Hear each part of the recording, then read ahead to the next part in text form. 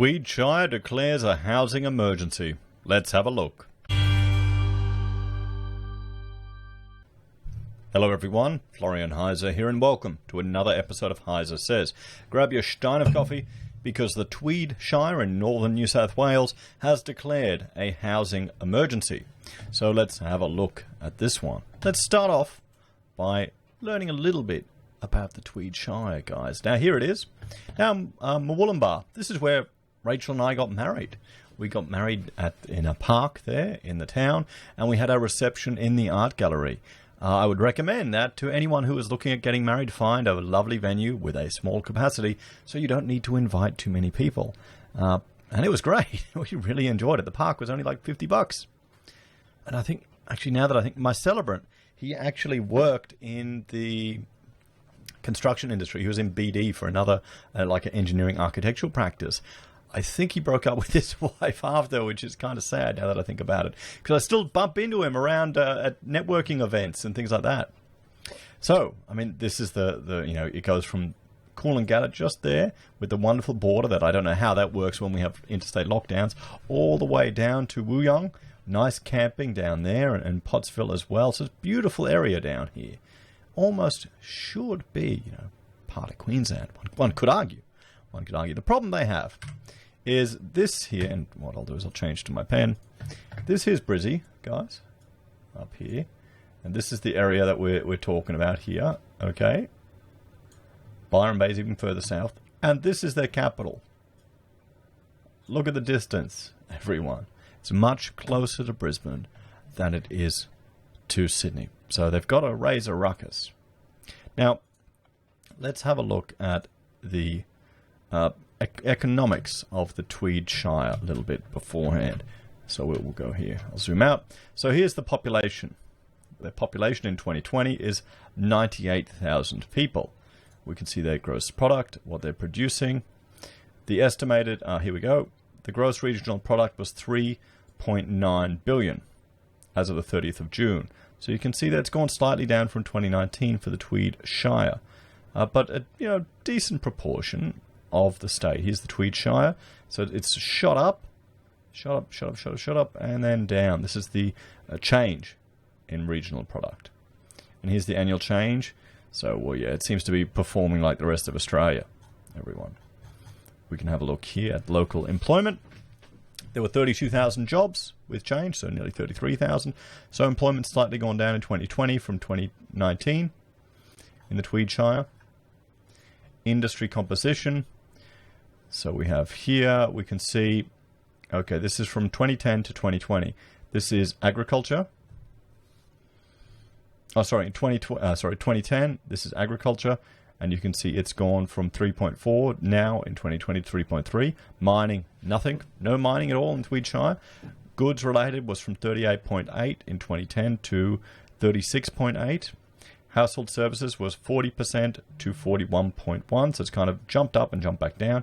Business services at 12.4 to 13.1. And you've got public administration safety from 5.3 to 5.5. We've got employed residents. 42,708 were employed, and it's steadily been climbing up. Unemployed, we can see here, Tweed Shire, the unemployment rate is 4.8, so it's lower than New South Wales, lower than Australia, lower than everywhere. We'll have to see how that's going now. Building approvals. You can see building approvals, boom! Look at that, wow. What's going on there with non-residential building approvals? What's happened in the Tweed Shire to Feb 2021? Can someone explain to me what's going on there? That's not normal. That's a huge increase. What was built there? House prices. We can see. Okay, it's not updating there. Well, I've got that data anywhere else. Oh, well, here's the house valuations to 2018, and we'll look at some more up-to-date data there. So that kind of gives us a bit of a feeling for the Tweed Shire. Now, I want to draw your attention to this website. This is their council. So this is the planning section, all the requirements, because you've got to remember, they're calling for this help. When this emergency declaration is coming from the council. But the council is what inhibits development. What inhibits the ability for people to build. It gets in the way of people doing projects. You know, Rachel worked right on the border, and there were issues with where, you know, universities would go from one side of the border to the other for benefits, depending on what council would give them, what council would make it easier. So you've just got to remember, the council have control over the development and what can be built, what can be done where. It's not a free-for-all. So let's look at the asking home prices. And this is for Murwillumbah. Now, I picked 3 locations. I picked Murwillumbah, and I think Kingscliff and Pottsville to kind of give us a bit of an understanding of these different areas, what the house prices are. So Murwillumbah, we can see their asking prices are shooting right up. Wow, look at that. From August, 600,000 for all houses up to 850. 3-bedders, you know, 500-600. Boom, they've shot up. And the units are just pretty flat. Both of them are 200 grand out at Murwillumbah. Sorry, Mobile. It's a bad habit that Rachel gave me. You can see, look at that. House rental prices are up. Units are pretty flat, but houses. Pottsville, again, same thing. Houses shooting up for the rental prices there, guys. The buying prices.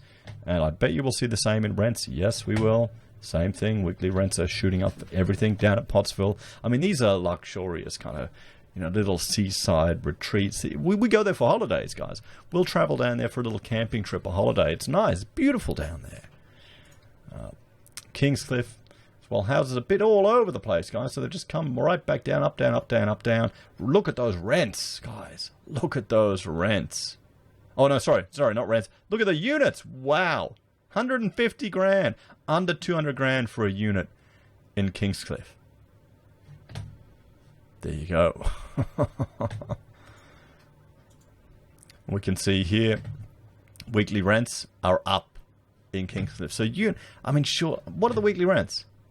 500. How can weekly rents be $583 a week when to buy a unit in Kingscliff you can get one for under 200,000? Why wouldn't you buy? If you're gonna, it may be a holiday rental you never get anything for. So they've declared a housing emergency. Let's have a look at this declaration, the media release. So housing emergency declared in the Tweed. Council to write to government for more support. So here's one level of government begging another level of government for support. Council has declared a housing emergency in the Tweed due to a lack of availability and affordability. At a meeting on Thursday the 15th of April 2021, Council resolved to write to the federal and state governments asking both to explore further opportunities for additional social and affordable housing in the Tweed. Maybe they should write to Brisbane to try and get annexed to become part of Queensland. I'm saying that half facetiously and half not. Mayor of Tweed, Chris Cherry, said a growing number of residents were now finding they could no longer afford to live in the Shire. Well, yeah, it's called gentrifying. You're pricing people out. Maybe the council should have made it cheaper and easier for people to build low-cost housing in their council, in their Shire. They've had years to do this. Council highlighted the lack of affordability and available housing in the Tweed back in 2018. COVID has accentuated this, and what we are now seeing is a marked acceleration in this trend caused by people moving from cities and buying properties in the Tweed, she said. Local real estate agents are reporting record sales, and the increase we've seen in rent is unprecedented. Given that we're also experiencing historically low rental availability, it signifies there is stress right across the rental market. This translates on the ground to families with 2 incomes who cannot afford to live in the Tweed. Well, here's the thing. People are going to move. People are going to have to move. Or you're going to have to increase your wages to keep people here. That's what's going to happen. If people start moving away because they can't afford to live there, then the businesses are either going to have to increase wages to get workers to replace those, or they're going to be replaced with the people who are buying in there. The development in Tweed Heads could not be happening at a more crucial time, but we know that we need more support from all... Council also resolved to thank the New South Wales Government for their recent investment in social housing in Boyd Street, Tweed Heads, which will deliver 40 units. The development in Tweed Heads could not be happening at a more crucial time, but we know that we need more support from all levels of government to meet a rising demand for social housing, Councillor Cherry said. The Tweed currently only has a supply of social housing at 2.6% of homes compared to the state average of 4%. When we combine this with the Tweed's lower income levels, it's a recipe for disaster.